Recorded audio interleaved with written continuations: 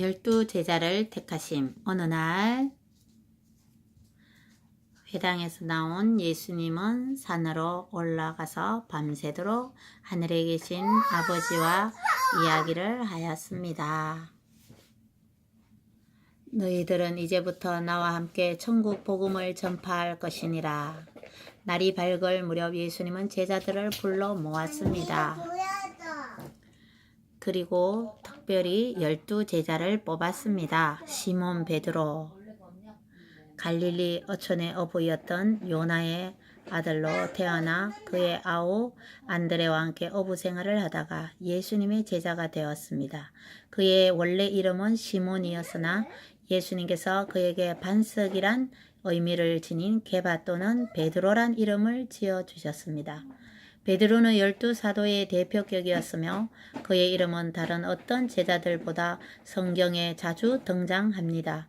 예수님의 변화하심을 목격하였으며 예수님께서 잡혀가셨을 때 예수님을 부인하였으나 이후 자신의 잘못을 깨닫고 회개합니다.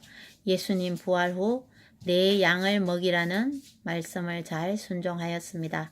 베드로는 복음을 전하다 로마에서 순교하였습니다. 다음 안드레, 베드로의 동생으로 세례 요한의 제자였으나 세례 요한의 증언을 듣고 요한과 함께 예수님을 찾아가 하루를 묵고 예수님의 제자가 됐습니다.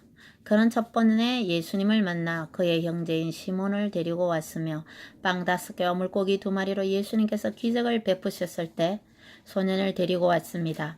안드레는 이후 복음을 전하다가 십자가에 순교하였다고 합니다. 그 다음 제자 야고보, 세베대의 아들이요 사도 요한의 형이었습니다. 우리의 아들이라는 별명답게 사마리아 사람들이 예수님을 냉대할 때 하늘에서 불이 내려 동네를 전멸시켜 달라고 할 정도로 불같은 성격을 지녔습니다. AD 44년 헤롯 대왕에 의해 죽임을 당하여 사도들 중 첫 순교자가 되었습니다.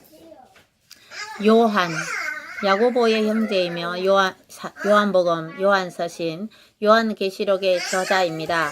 예수님께서 사랑하는 세 제자 중 하나였습니다. 예수님께서 붙잡혔을 때 모든 제자들이 도망하였으나 요한은 십자가 밑에까지 따라갔습니다.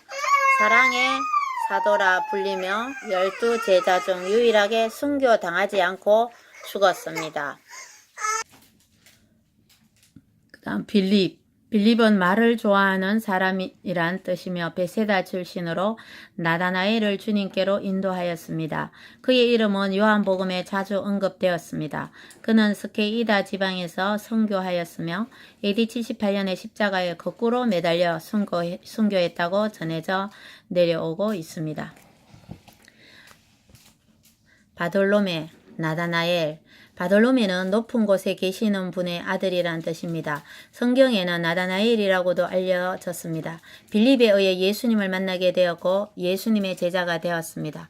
전승에 의하면 그는 에티오피아, 인도, 페르시아 등지에서 선교하였으며 아르메니아에서 선교하다가 순교하였다고 합니다. 마태, 갈릴리 지방에서 태어났으며 예수님을 따르기 전에는 세리였습니다. 마태복음의 저자이기도 합니다. 유대와 에티오피아, 페르시아 등에서 활동하였다는 설이 있으나 확실하지는 않습니다. 복음을 전하다가 순교하였다고 전해집니다. 도마, 갈릴리 출신의 어부로 그의 이름은 쌍둥이라는 아랍어에서 유래한 이름이라고 합니다. 그의 별명은 의심 많은 사람이었으며 증거를 볼 때까지 잘 믿지 않는 성격의 소유자였습니다. 전설에 의하면 카스피해와 페르시아만의 중간 지역에서 선교하였고 멀리 동인도까지 왕래하였습니다. 인도에서 선교하다가 순교하였다고 전해집니다. 이 도마는 대한민국에도 왔다는 그런 설이 있기도 합니다. 자, 그 다음에 야고보, 알페오의 아들로 작은 야고보라고 불립니다. 이 제자에 대한 기록은 거의 나오지 않고 있습니다. 그 다음 시몬, 가나안 출신으로 사도인 야고보와 요한의 형제라고 기록되어 있습니다. 별명은 젤로당, 혁명당원으로 사도가 되기 전 바리새인으로 구성된 혁명당의 일원으로 유대 민족의 해방을 위해 싸웠다고 합니다. 제자가 된 후에 페르시아 지역에서 선교하다가 체포되어 순교당했습니다. 가룟 유다, 가롯이란 시방의 시몬의 아들로 태어나 예수님의 제자가 되었습니다. 유다는 제자들의 동계를 맡아 회개를 보았습니다. 하지만 돈에 대한 욕심 때문에 예수님을 은 30에 팔아 넘겼다가 죄책감에 자살하고 말합니다. 이후 마띠아가 유다의 자리를 대신하여 사도로 선택되었습니다. 그 다음 유다, 다데오, 그는 예수님의 형제 중 한 명으로 간주되고 있습니다. 유다서의 저자이기도 합니다. 주로 팔레스타인 지역에서 선교한 것으로 전해집니다. 화살에 맞아 순교하였다고 전해 내려오고 있습니다. 내가 아버지 하나님의 명령을 쫓아 내 임무를 다할 때까지 너희는 제자로서 따를지어다. 주님께서는 당신이 하나님 아버지께로 받은 사명과 고난을 우리에게 주시어 천국의 복음을 온 세상에 전파하려 하심이로다.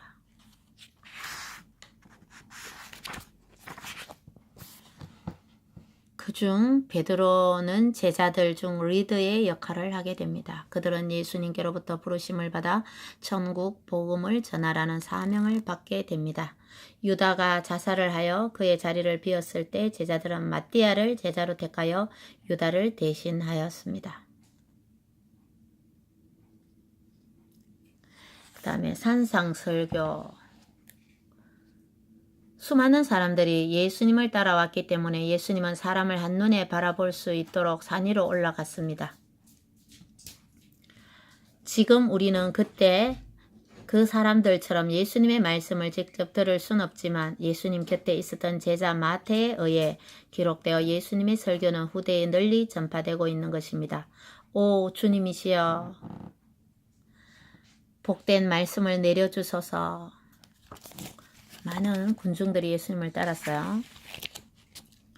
예수님은 그때 모여든 사람들뿐만 아니라 지금 우리에게 복음을 전해주시는 것입니다. 오 주님, 성령께서는 예수님의 설교가 잘못 기록되는 일이 없도록 영감을 주셨습니다. 지금 기록하는 자는 마태죠. 마태가 지금 산상수훈을 자기가 이제 메모를 기록을 하고 있는 모습입니다. 머리에 모자 쓴 사람이 바로 마태, 제자 마태예요. 산 위에서 말씀하신 예수님의 설교는 진정 세계 만민의 마음을 감동시키기에 조금도 부족함이 없었습니다. 사람들은 예수님께서 산 위에서 하신 설교를 산상보훈이라 합니다. 이제 말씀하시려나 보다.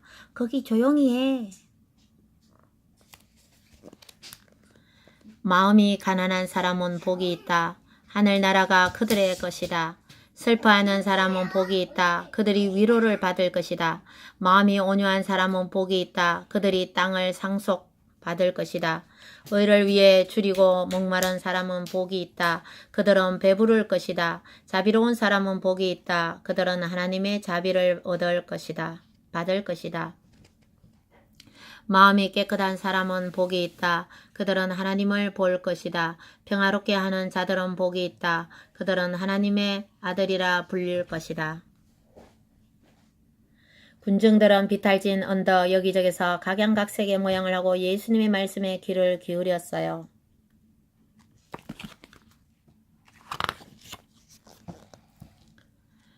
의롭게 살려고 하다가 핍박을 받는 사람은 복이 있다. 하늘나라가 그들의 것이다. 사람들이 나 때문에 너희를 모욕하고 박해하고 온갖 나쁜 말을 할 때 너희에게 복이 있다. 너희는 세상의 소금이다. 만일 소금이 그 맛을 잃으면 무엇으로 짠맛을 낼 수 있겠느냐. 아무 쓸모없어 밖에 버려져 사람들에게 발풀 뿐이다. 너희는 세상의 빛이다. 산 위에 있는 동네가 숨겨질 수 없다. 등불은 침대 아래나 돛방 밑에 두지 않고 등잔대 위에 놓는다. 그래야 등불이 그 집에 있는 모든 사람에게 빛을 비추게 될 것이다. 이와 같이 너희 빛을 사람들에게 비춰라. 그래서 사람들이 너희 착한 행동을 보고 하늘에 계신 너희 아버지께 영광을 돌리게 하여라. 내가 모세의 율법이나 선지자들의 말씀을 깨뜨리러 온 줄로 생각지 말라. 나는 깨뜨리러 온 것이 아니라 완성하게 하려고 왔노라. 하늘과 땅이 없어지기 전에는 율법의 아무리 작은 부분이라도 사라지지 않고 다 이루어질 것이다. 누구든지 이 계명 중 가장 작은 것 하나라도 어기거나 다른 사람에게 그렇게 하라고 가르치는 사람은 하늘나라에서 작다 여김을 받을 것이다. 그러나 누구든지 계명을 지키고 가르치면 하늘에서 크게 될 것이다. 너희 의가 율법사나 바리새인보다 낫지 않으면 결단코 하늘에 들어가지 못할 것이다. 너희는 눈에는 눈으로 이에는 이로 하라는 말을 들었다. 그러나 나는 너희에게 말한다. 나쁜 사람과 맞서지 마라. 만일 누가 오른쪽 뺨을 때리거든 다른 뺨도 돌려대라. 만일 누가 너희를 재판에 걸어 내 속옷을 가지려고 하거든 그 도까지 주어라.